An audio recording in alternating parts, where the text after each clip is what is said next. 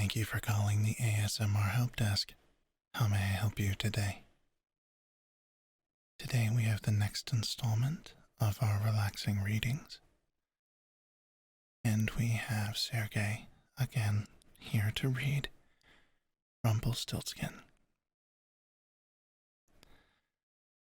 Please hold while I transfer you. Rumpelstiltskin. There was once a poor miller who had a beautiful daughter, and one day, having to go speak with the king, he said, in order to make himself appear of consequence, that he had a daughter who could spin straw into gold.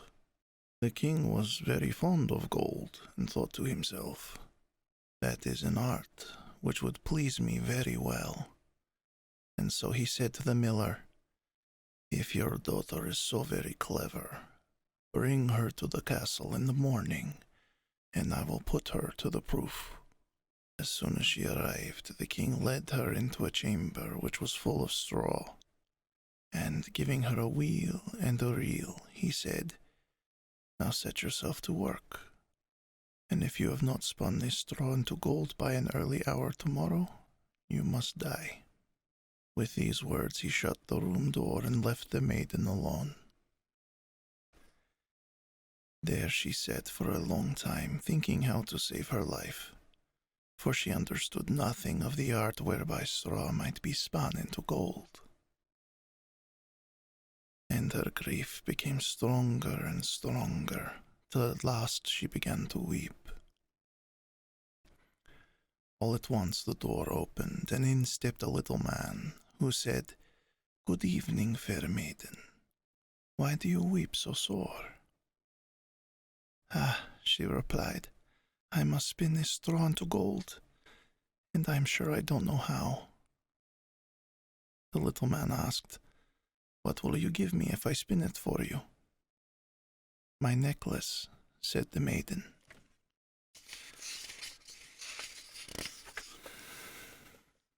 The dwarf took it, placed himself in front of the wheel, and whir, whir, whir 3 times round, and the bobbin was full.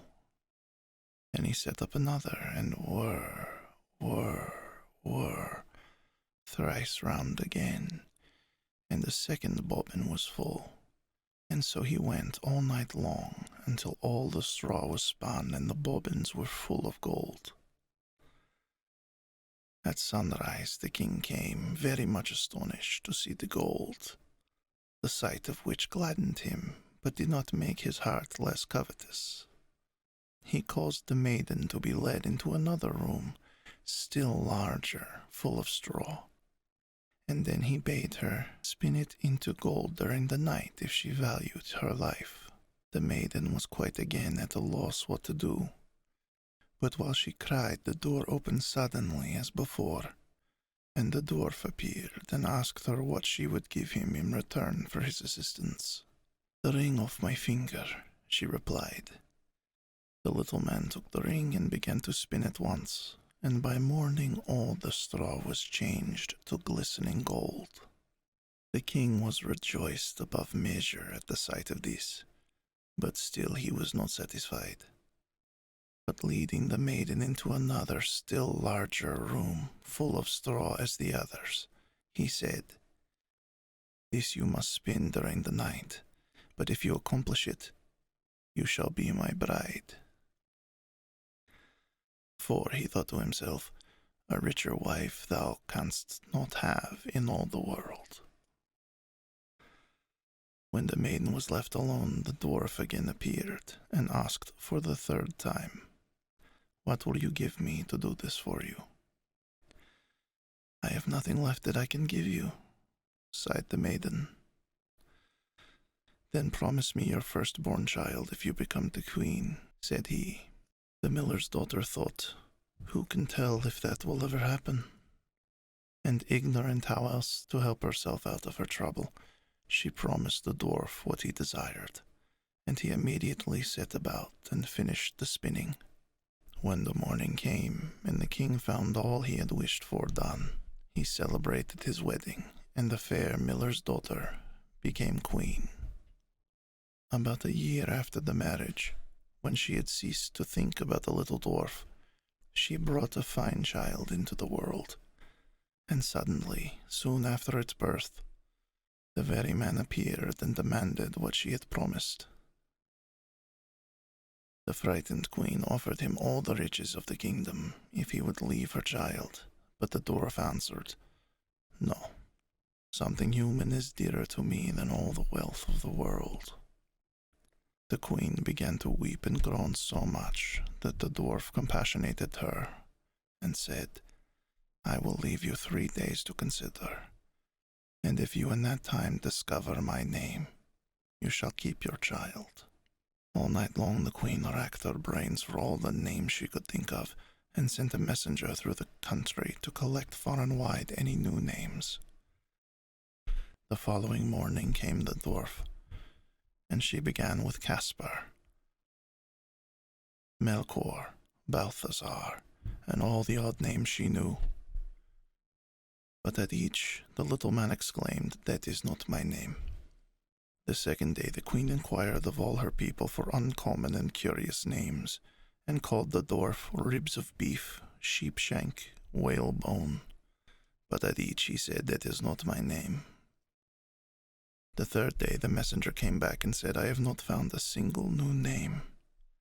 But as I came to a high mountain near the edge of the forest,